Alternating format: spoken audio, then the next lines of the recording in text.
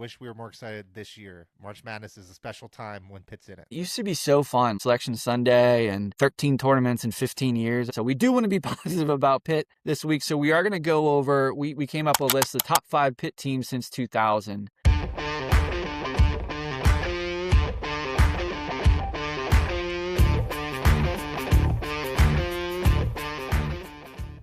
So we'll start at 5 or so. There were really 6 teams was really the list overall. There was a 16, but the 5th team, I went the 06-07 team that made it to the Sweet 16 they were a 3 seed. They lost to UCLA in the Sweet 16. That was a really good, that UCLA team was very, very good. 2 NBA guards on that team. Love wasn't there yet. He was the next year. But yeah, the Pitt, Graves, Fields, Ronald Ramon, Aaron Gray, and Sam Young on that team. That was the reason I listed Graves and Fields. He was younger on that team. He was a sophomore. They were a higher seed than Pitt, so that was one of the few times where Pitt lost to a higher seed in that stretch. The 4th ranked team was the 04 team. Krauser, Page, Brown, Troutman, Morris, Kendall, Taft, Gray. They were all those 3 were freshmen. They essentially replaced Brandon Knight.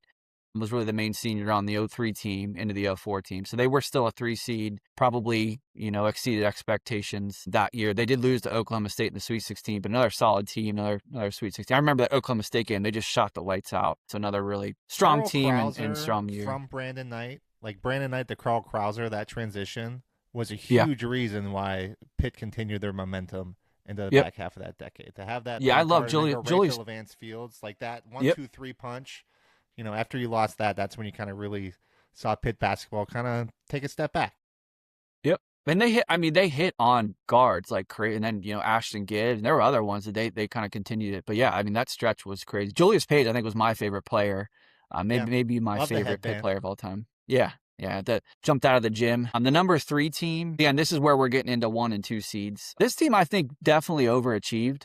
This was kind of that team I was just talking about coming out of the Blair, Sam Young era. They were a 1 seed. They were the Big East champs. So this was the Butler year. Just a tough way to end a season in general. I remember watching this game at a bar and just being like really, like that's how you're gonna end a season like that with the foul. Just no reason to do it. No reason to take the foul, and it ended up ending their season as a 1 seed after such a.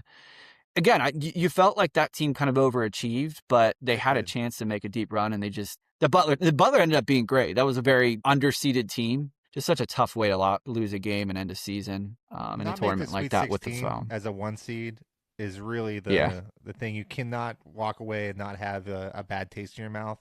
But Wanamaker was a hell of a player. He's someone that really developed. Someone you'll never see in the NIL era now. Someone just developed over 4 years, and as a senior kind of comes out of nowhere. And he's someone that honestly played better professional ball than most Pitt players during this season. Had an NBA cup of coffee and played really well overseas. Right. That's what just made it so fun is the players were there 4 years. You knew every team on the other teams too. You knew the whole Big East. The number 2 team I had listed, this was the Brandon Knight year. This was the senior year. Knight, Page, Brown, Roulette, Troutman. Troutman was younger on this team. This was the Dwayne Wade loss, which was, again, looking back, like, who is this guy? Like, he was good, but my God, over a year, Pitt's a better team. But he just took that game over in the Sweet 16. They won the Big East. Back then, it just felt like winning the conference tournament back then, like it truly was an accomplishment. It meant so much to win the Big East tournament back then. That was a super fun team with, again, Knight and the guard. This is really the first ascent to watching really good basketball. Like you mentioned last podcast, the 90s were tough. They had some fun players, made some NITs, but they were never really like a tournament team, for us growing up. And this was really the first of that.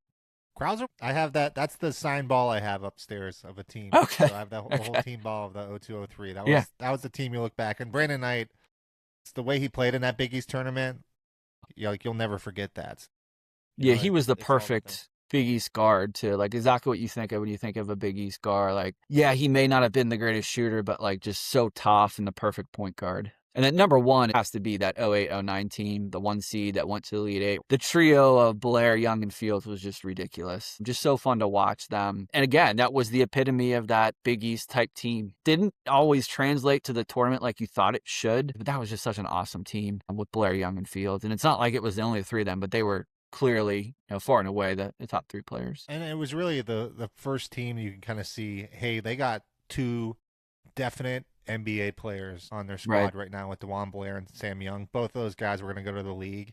There wasn't another team up and down Pitt's history where you could say, hey, they definitely have two NBA players that are playing great college ball at the same time too, and that was really phenomenal to see. So it gave you all the hope in the world, and really they should have been a Final Four team. That's Unfortunately, they got matched up with the team in the Big East that they didn't always pair well with. There were just so many good teams in the Big East. You really couldn't keep Big East teams out of their bracket because they were all over the bracket at that point. Looking back to that timing, that was the 09 year where the Steelers won, the Penguins won. Pitt had some tough losses that year, to say the least. Going to party the night of that game with a bunch of Villanova fans, not ideal for me. Not a real fun time being around a lot of Nova fans. And that was peak Big East for sure as a Pitt fan.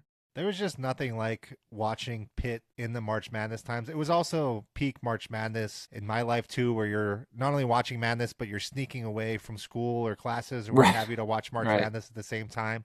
I still remember, I was at a confirmation retreat, taking extended bathroom trips with my disc jockey radio player to listen to the Pitt game at the time. I mean, the things I remember were about Pitt. They had nothing to do about Yeah. whatever religion teachings were going on that day. If you're still listening now, we appreciate you. Come back every Wednesday. See you later.